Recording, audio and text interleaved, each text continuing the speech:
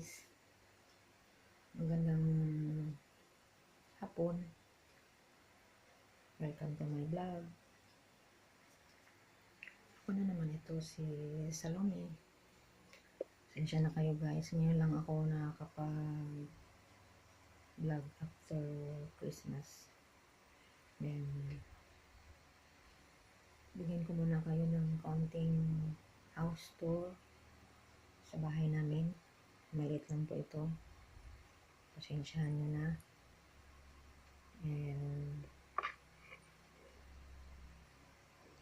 tara po. Yan. Yan. Yan po. Yan. Ito lang yung nabili ko pang prutas. Ito bigyan ng kapitbahay. Yan. Tira namin ng Pasko. Yan. Yan po ang aming munting kusina. Yan, maliit na lababo. Yan. Yan po ang CR. Huwag na natin i-open. Yan. Tapos, ito yung aming washing machine. After kong gamitin, tinatabi ko talaga siya dyan para matagal na po yan. 3 years o 4 years na yata.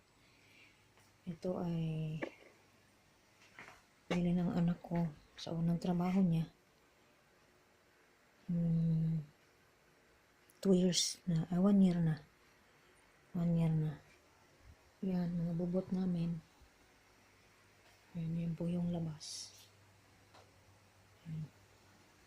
TV namin na may likod. Yan. Christmas tree po namin. Yan, mga gifts na natanggap. Plants. Yan, anak ko. Anak ko po yan. Yan. Yan. Yan, nag-graduate ang anak ko ng college. Yan, kinder. Yan. Yan po mga halaman ko, collection. Marami pa po yan sa labas. Tapos, yan po.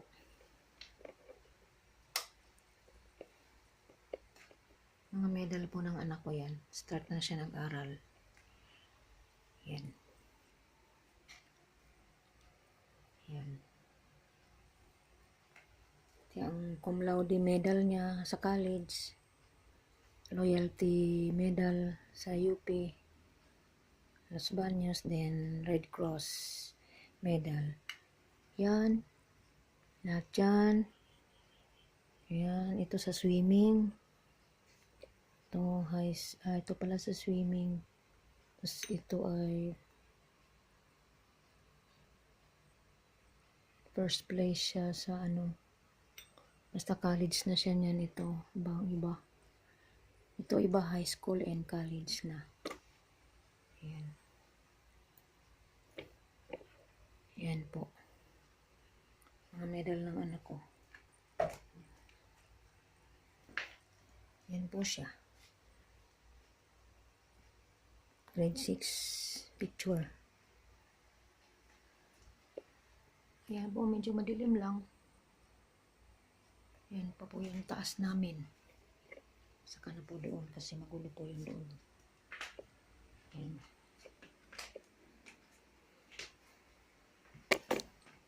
Snake plant. Ayan. Ito lang pong aming munting tahanan. Ayan po. Ito pong aming munting tahanan. Ayan. Dito ako. Para liwanag.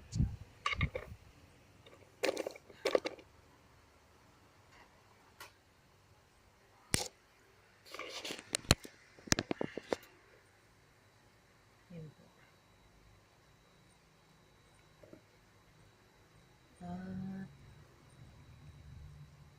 Pasensya na po kayo kung medyo madilim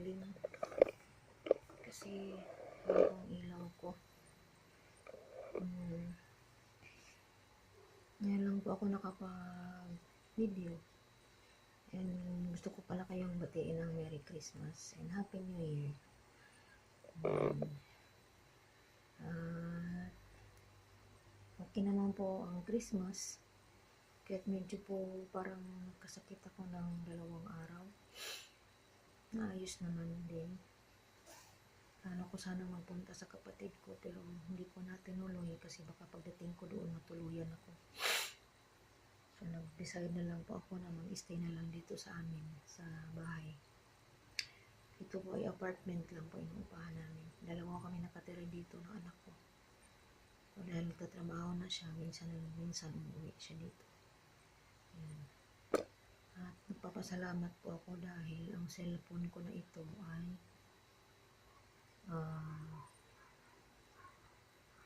umayos kasi po nasira siya 2 araw. Nahulog po siya sa tubig. Pero awa ng Diyos, pinagbigyan pa rin ako at naayos naman po siya.